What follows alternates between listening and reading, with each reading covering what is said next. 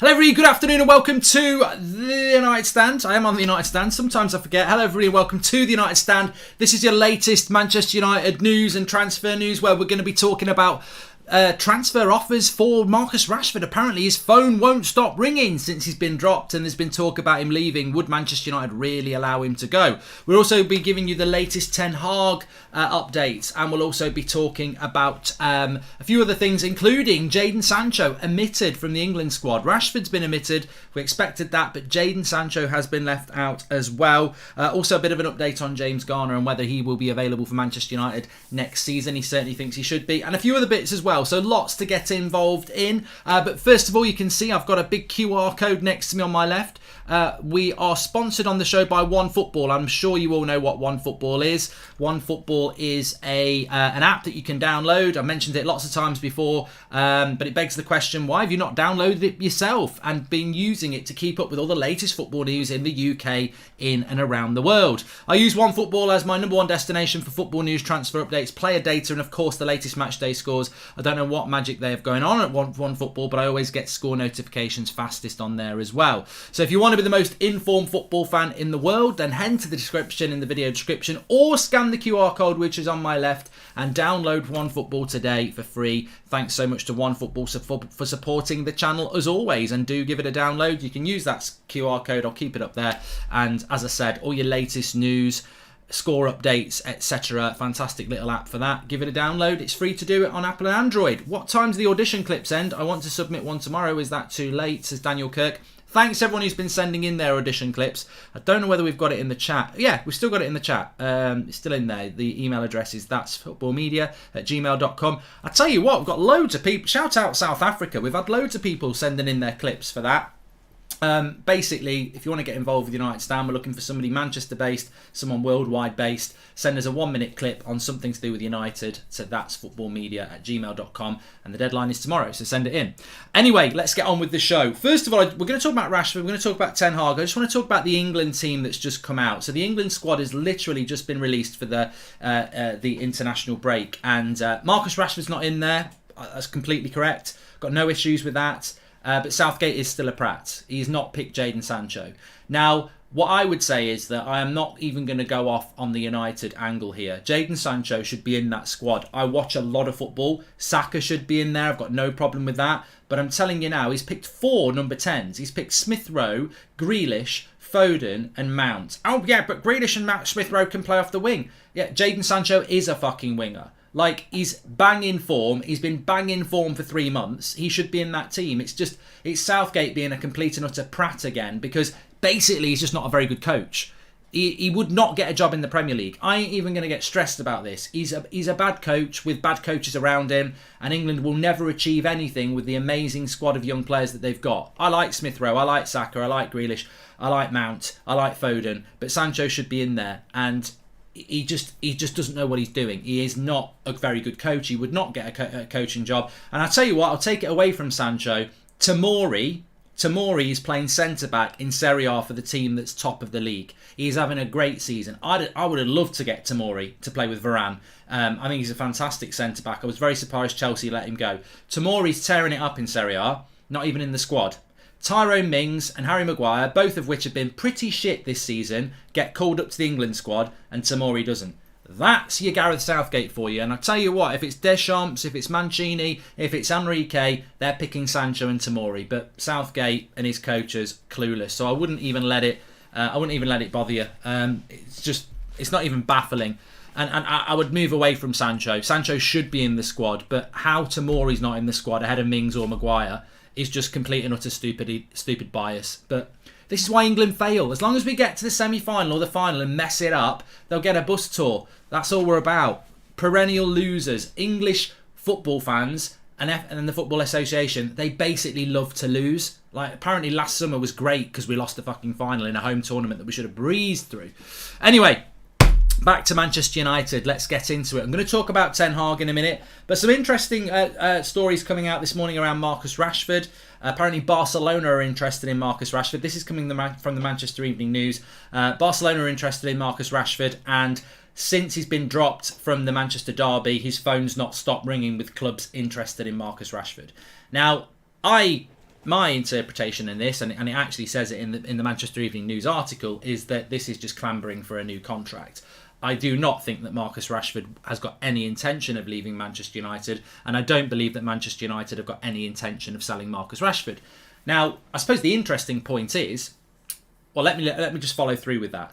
I don't think Rashford wants to go anywhere. I think he wants a new contract, and I don't think Manchester United want him to go anywhere because he's massively popular within the club. He's a massively popular player if he starts playing well. Social media, the whole package of Marcus Rashford is huge, and if they can get him playing well, everything's fine. So I don't think United will give up on Rashford yet, and I don't think Rashford wants to go either. I think he knows that, I think it was Gary Neville said it this week, that don't go thinking that you're going to go and play anywhere else and get the exposure that you get at Man United. Marcus Rashford's got a team around him that are very aware of that exposure, and they're not going to move. And to be fair, Rashford's not the last player to do this. There's loads of United players that know their bread is buttered best staying at the club. They may not perform on the pitch, but they know their exposure levels are far better at Manchester United. I mean, look at Lingard. He probably gets more exposure sitting on United's bench than he did scoring goals for West Ham. And that's the prime example of United. As long as you're under the United brand umbrella, you can make shitloads of money and loads more exposure than you can if you actually go and play football for a team. So I can't see Rashford going. I can't see United going. I suppose the interesting thing is, should he go or should United sell him? And I think that's the interesting point. And I don't know what your thoughts are, but it reminds me, I can't remember what we were talking about. About this, but we were talking about somebody else a few months ago, and I can't remember who it was. But basically, I think it would be better for Rashford's football career to leave United, and he's approaching 25. You don't have a very long football career. He's been at United obviously since he was a kid. He's broken through at United, and at the moment, I think it's very. I don't like saying this because I'm a fan of Rashford, and if he starts playing well again, then obviously I'm going to be one of the first players for fans to say, look, this is what you get for sticking by him. I think he's a good player. But I've seen it with Pogba, and I've seen it with other players, and I think we're seeing it with Bruno a little bit now.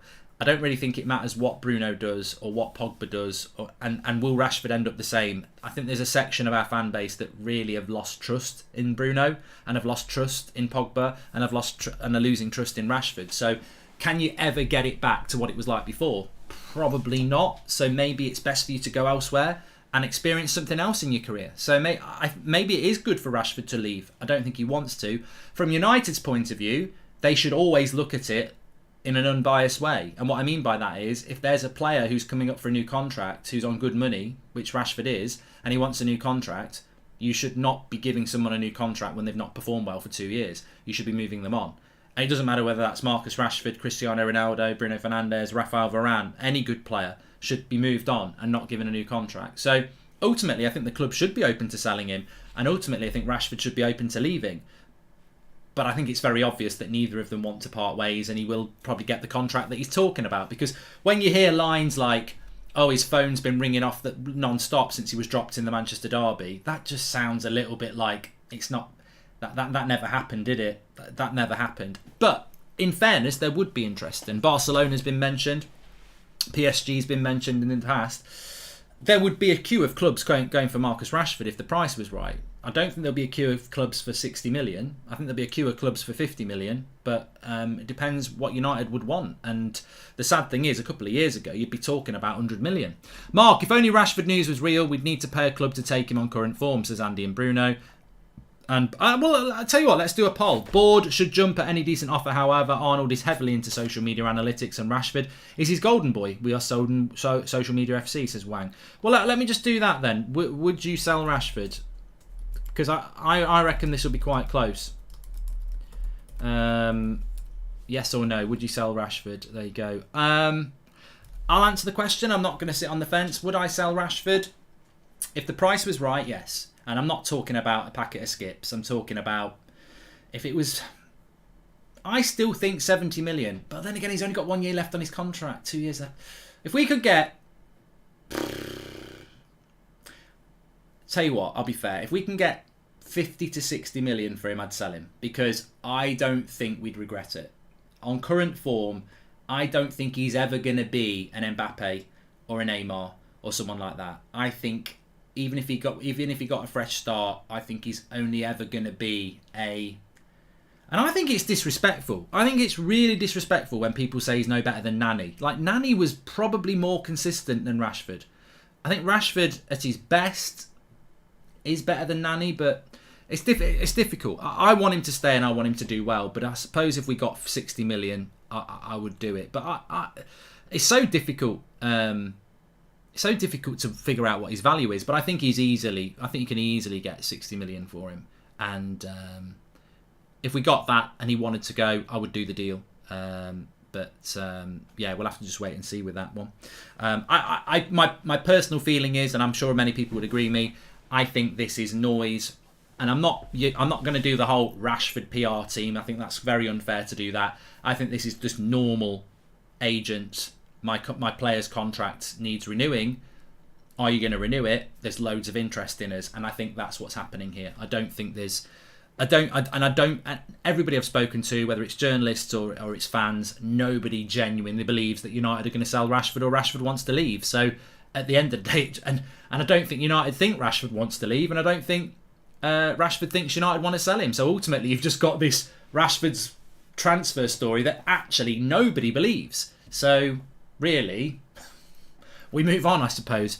Ten Hag, let me just talk about this. I'd take 30 million right now, says Simran. I think that would be counterproductive because he's not even 25.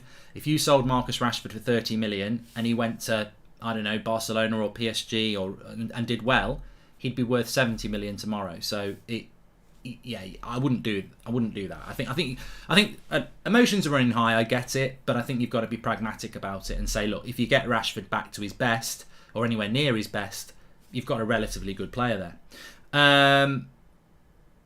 Karma says, I've seen that Gareth Southgate calls up Harry Maguire but drops Rashford and Sancho. Well, Rashford should be dropped, Sancho shouldn't be dropped, and Maguire shouldn't. I don't care if Maguire's in the team, but as I said, Tomori should be in there ahead of him and Mings, in my opinion. On to Ten Hag. Let's just talk about him. So the latest around this is I was literally live this morning when this story came out from the Manchester Evening News that Ten Hag is Manchester United's preferred choice. However, Mauricio Pochettino is still seriously under consideration.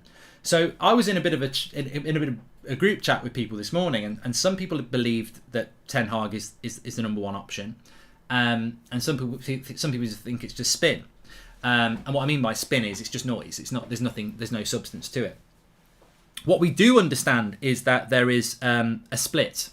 There is a split apparently in the club. There's indecision. So what does it mean if you take that story in the Manchester Evening News as true? What does it mean when you've got a preferred when Ten Hag is the preferred option, but Pochettino's under serious consideration and no final decision's been made? Because some people would say, well, that doesn't actually mean anything.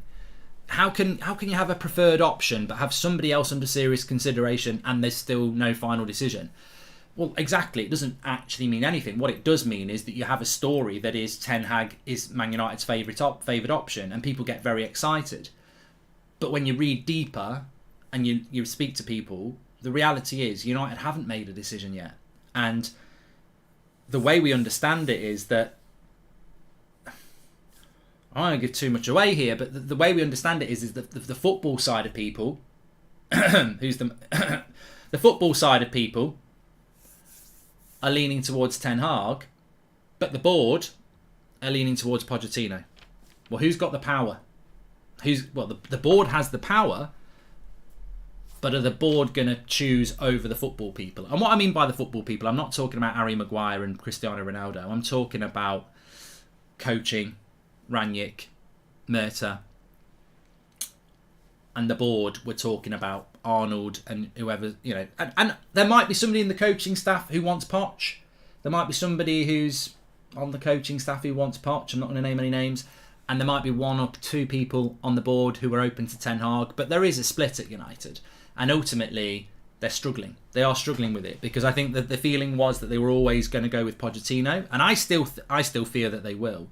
Kush says he'd go for the Sporting Lisbon manager. But it's as it says. If Ten Hag is the favoured option, who's he? See, if I'm John Murtagh, the director of football, right, and I say to somebody something, and then they speak to a news outlet, and I'm John Murtagh, and I want Ten Hag, and I say to somebody, I want Ten Hag, but it's a bit of a split decision at the moment, but I want Ten Hag. No final decision's been made. Pochettino's still under consideration. You've got every right to write a story and say, well, Ten Hag is the preferred option, because that's where you're getting the information from. That is that person's preferred option. But you could also speak to somebody who's, I want Poch, some people want Ten Hag, no final decision, and then you can say, well, Poch is the favoured option.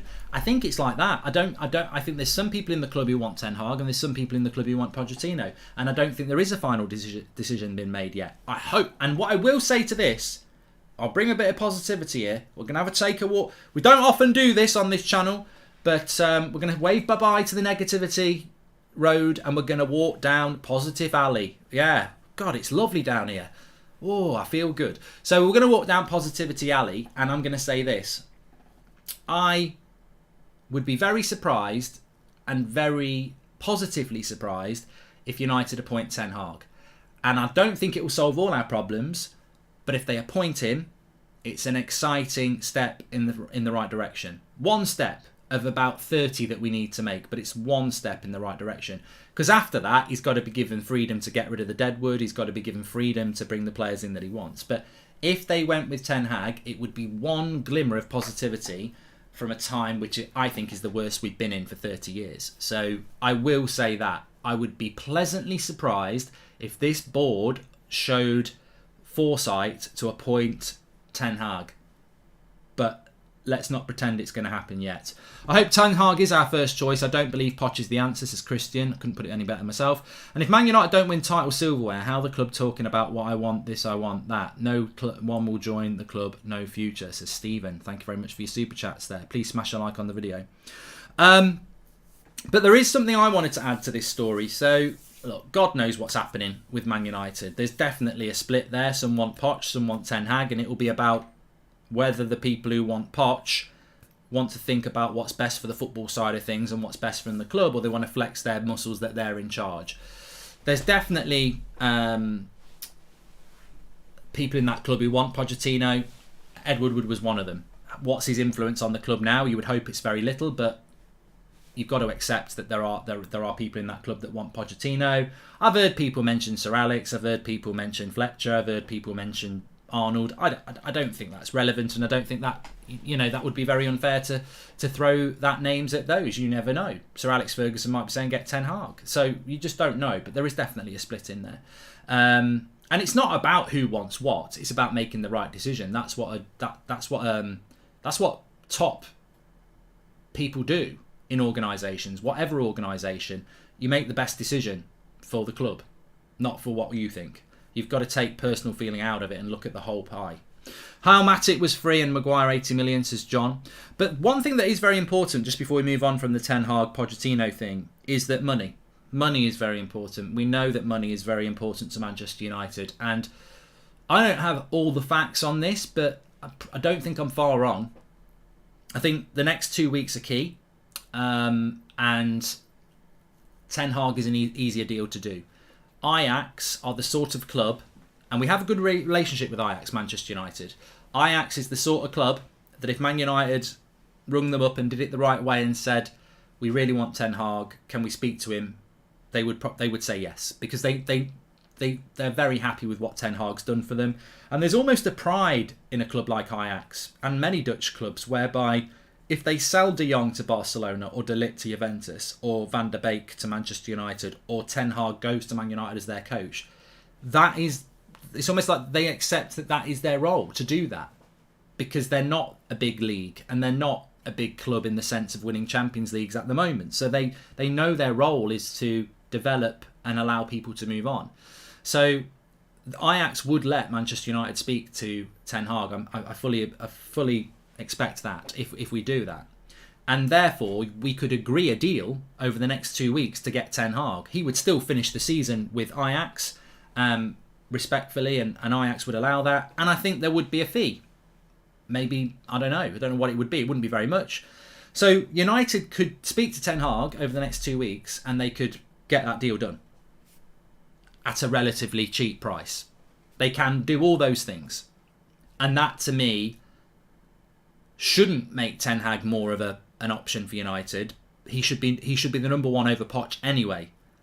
But on top of that, from United's side, because they are bothered about money, it's also a far easier deal to do. It's like having two players that you want for the same position and you don't know which one to pick. But one of them's cheaper and easier to get quicker. So Ten Hag has that in his corner. With Pochettino, you've got PSG, who I think publicly want to sack him in the summer and say you failed. Do PSG want to say to Manchester United, yeah, come and have a chat with him now? Their season's not over. They'll want money. And I think PSG publicly want to sack Pochettino. I don't think they want to be in a situation where they're allowing Man United to do a deal with him before they've sacked him. And to do that, we would have to pay them. And I think PSG would want around 10 million, maybe more. So Pochettino is a harder deal to do, and it's going to be a more expensive deal to do as well. Make your choice. Man United should sell Rashford. He is unlikely to fill his potential. Professional football is a short career, says Adani. And Grealish has been on the bench for most of the matches this season, and Sancho has been starting and been in form, but still getting dropped by England, says Rahul. There's no justice. I mean, to be honest with you, I think Smith Rowe and Saka have done very, very well. I do like Mason Mount. Foden's a very good player. But, you know, there's always been an issue with Southgate and Sancho, and I don't know what it is. So I am not surprised that he's done it, but I think Sancho is very, very unfortunate not to be in the England squad. And you'd have to start thinking about the World Cup and thinking, well, how's he going to get in the World Cup squad? Rashford will have a way back in because Southgate loves Rashford, but Sancho's... I think if Rashford was playing well, Rashford would be in the squad and Sancho wouldn't. So I think Sancho's way down the pecking order in Southgate's mind at the moment. I don't agree with that, but it's very clear that Sancho is not in Southgate's thoughts, and he's done it before. Do you think the way the club treated Donny may affect the relationship between Ajax and Man United regarding potential transfers or even getting Ten Hag? No, Stephen, I don't. I don't really at all. And let's not forget, if Ten Hag comes to Manchester United, there's a very good chance that Donny van de Beek will be getting his chance at United with Pogba leaving. So I would love to see that. I'm here for that. I would love to see Donny van de Beek. I mean, it's such a shame as well. I never actually felt that Donny van de Beek should have been getting game time in Bruno's position. I really do think Donny should be playing in Fred's position as a box-to-box player. But it's funny, isn't it? Donny van de Beek leaves the club and Bruno Fernandes has not been very good, and I would have been wide open to giving Donny some game time, but he's not here to get it. And we've seen it with Martial as well. Martial leaves to go on loan and suddenly our striking options are thin. So be interesting to see. I mean, the summer's going to be very interesting. I don't want to... The first thing we need to do is get a manager sorted, and then we can start thinking about squads. But I've heard people listing 12 players that can go in the summer, and the interesting thing is about that is that none of those players are people like Harry Maguire or Aaron Wan-Bissaka or Fred or nothing controversial. It's all players you'd expect to be going, like Mata and Matic and Pogba and Cavani and Lingard and Jones and Bailly and Henderson. And you get to 10 very quickly, but you don't actually remove anybody that probably needs to go. I mean, with all due respect, Dean Henderson doesn't play. Mata never plays. Matic is too old now. Phil Jones doesn't play. Eric Bailly doesn't play. Cavani's on a free. Lingard's on a free. Pogba's on a free. So you're only getting rid of players that either don't play or you expect to go. You're not getting rid of the players that just aren't good enough. And that's what I mean about next season. It's going to be a real challenge next season because people always mention people like, well, we've just been talking about Rashford as well. None of these players are going to go. Maguire, Rashford, Wan-Bissaka, Luke Shaw, Scott McTominay, Fred, Bruno. All these players that some people think should be being kicked out of the club. They're not going to go anywhere because United are going to be spending their time with Matic and Mata and Pogba and Lingard and Cavani and Jones and Henderson and Bailly going. That's 8 straight away, and there's probably more. So, yeah, we're not... And who's going to buy these players anyway? Who's going to buy Harry Maguire? Who's going to buy Aaron Wan-Bissaka? Who's going to buy Luke Shaw? Who's going to buy Scott McTominay? Who's going to buy Fred? Who's going to buy Bruno? They're not. It's not going to happen. And I'm not saying I would sell all of those players, by the way. I'm just chucking up names that seem to get mentioned by a lot of you lot. Man United said Koulibaly 75 million was too much and then bought Maguire, says Karan. And thank you for that one from Stephen Rossi as well, which we've read about Donny van der Beek. But yeah, the first thing United need to do is appoint the manager. When you appoint the manager, things change. And the funny thing is, I think with... All I want is Manchester United to get back to being an exciting, competitive football side. And the funny thing is that I think so many people get locked into agenda and bias. We see it in the mainstream media. We see it with our ex-players. We see it in our fan base. Everyone's locked into sort of player FC. Oh, I don't like that player because I like this player. I can't stand that player because I like this player. We see it with the goalkeeping situation. We've seen it with Ronaldo. We've seen it with Bruno, Pogba, Martial. We see it with Maguire. We see it with McFred. Our fan base, in parts, has become very player FC. And people say, well, you're player FC, Mark, because you like De Gea. But listen to this. I do prefer De Gea to Henderson. Of course, I prefer Lindelof to Maguire. I prefer Shaw to Telles. I prefer Dalot to Wan-Bissaka at the moment. That's preference on a player.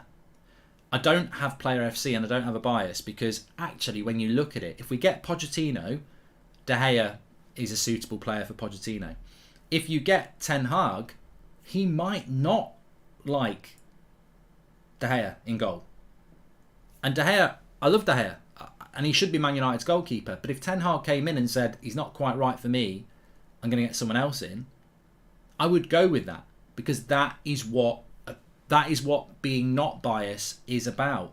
The only bias I have is to Manchester United being successful. And if Ten Hag came in and said, I'm selling Bruno, I'm selling De Gea, Ronaldo's no good anymore, and that's three of my favourite players gone.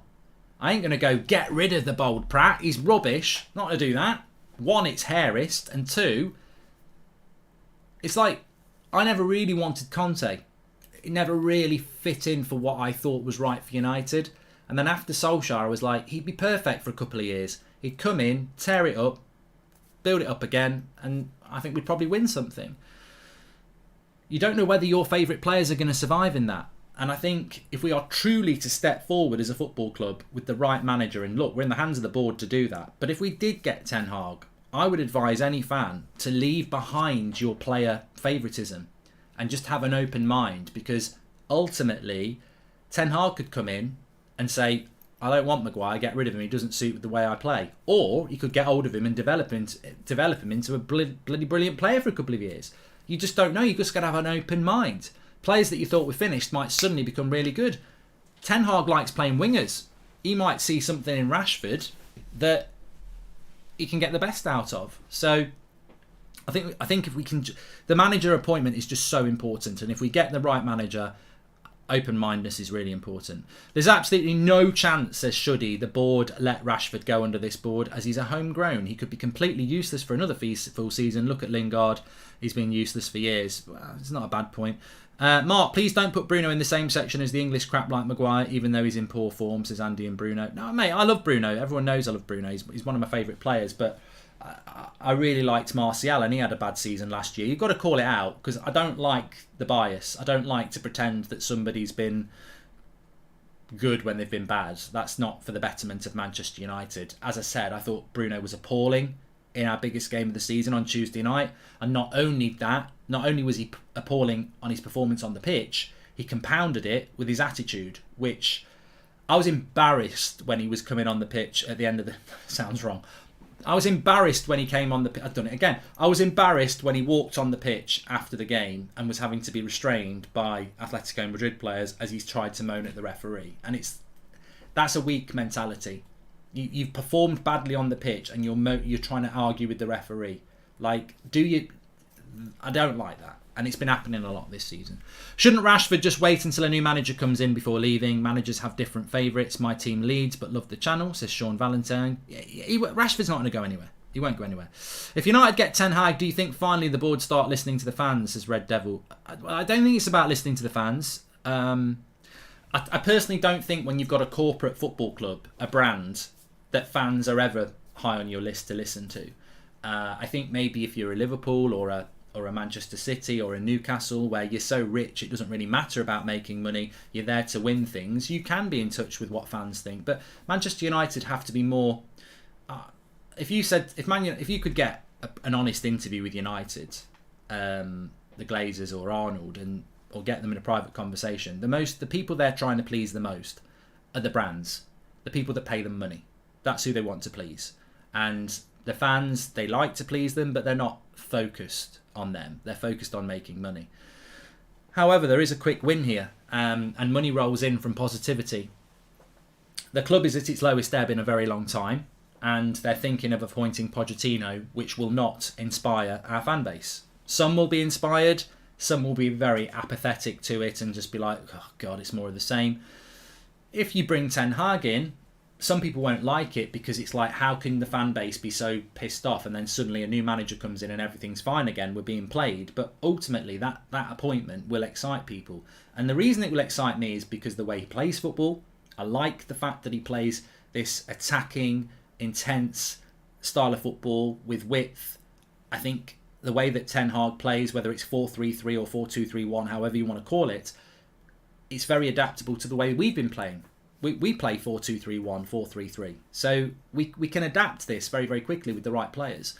I also like the fact that Ten Hag, if the Liverpool job became available, he would be one of their favourites to get the job. Pochettino would not. So Ten Hag just ticks a lot of the boxes for me. He plays the right brand of football, and he's got the right reputation in world football, and he is the right sort of person that is sort of like the next big thing, hopefully. So, however, there's no guarantee. He could come in, be absolutely terrible, and be sacked by Christmas. That could happen with anybody. There is no magic answer to United. All you can do is make the right decision based on the facts you have in front of you at the moment and hope that it works out. Bruno's stats aren't bad. No, they're not bad, Simran. Bruno's stats are actually brilliant this season. I think he's probably made the most chances in the Premier League. Yeah. Buttrin says, Mark, Southgate basically said about Sancho and Rashford that they had inconsistent performances, but Maguire stays in the team. Mate, I don't know what Harry Maguire does, but and I would say the same about Tyrone Mings as well. Tamori is top of the league with AC Milan playing at centre-back. He is having an amazing season. And he's what, 24? He's the future and he's the now, and we're picking... Well, we see every week what he's picking, and also Tamori's a modern centre back. You look at teams like Manchester City. You look at teams like Liverpool. There is a certain modern centre back that is mobile, that reads the game, that is agile. That ain't what Harry Maguire is. So Southgate's not even looking long term. If I'm in a World Cup and I want to play a back four, I don't want to play a back five. It's fucking embarrassing. I want to play a back four. But if I'm playing a back four and I'm playing a back five, do I want Maguire in it or do I want Tamori in it? In the modern game at the highest level, I want a player that's got a bit of pace, that's got a bit of an agility. So I would take Tamori. I would love Tamori at Man United tomorrow. I would take Tamori and sell Maguire straight away. But Southgate, Pratt. And he's got it wrong with Sancho. He's got it wrong with Sancho 100%. No, Southgate has come out and spoken about... I don't know where the quote is. He has come out and said something about Sancho. I can't remember what the call was. Let me see if I can find you the quote. He definitely came out and said something. Let's have a look.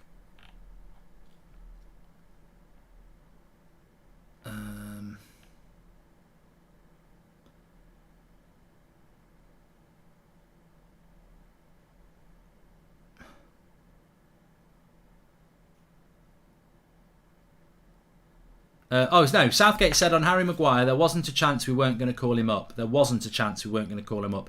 He's one of our best centre-backs. I always get criticised for being inconsistent, but there are new instances. We have more competition in the wide areas. Lots of people are saying how has Maguire kept his place. Not just Man United fans. This is on the BBC website. Just trying to see if I can find Southgate on Sancho. Here we go. So Sancho absence is due to competition. You just have to look at the other attacking players in the squad: Saka, Smith Rowe, Foden. Jaden's performances have improved at Man United, but it's an area where we have big competition for places. So there you go. He's gone for Saka, Smith Rowe, and Foden. All of which are very different wide side players. But look, I wouldn't lose sleep over Southgate. I think the biggest one is leaving Tomori out, to be honest. Hi Mark, hope you're well. Please discuss tactics and what Ten Hag will bring to United if appointment. We need positivity. Yeah, I don't want to start doing videos on what Ten Hag brings to Manchester United until I think we're going to get him. But thanks for the super chat. The Sancho quote is about competition for places. He says competition in that position is high with people like Saka, says Ben. Thank you very much. Anyway, look, we're back at 8 o'clock tonight. Nice fast show there. Enjoyed it. Let's see what happens. What I would say about the managerial position, just before I go, is that I think it will be done in the next 2 weeks. International break is absolutely perfect. Neither of these coaches are international players or managers, and you've got to get it done.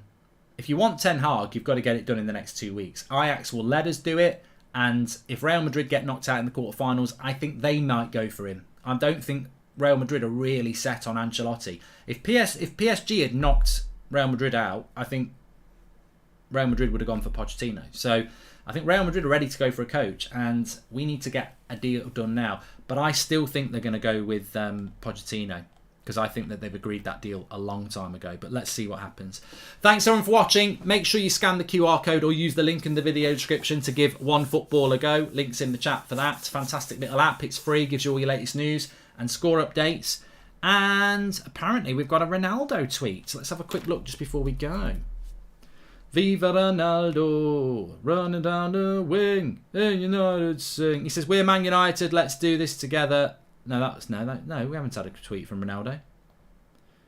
Yeah, little liars. Anyway, thanks everyone for watching. I'll speak to you all in a bit.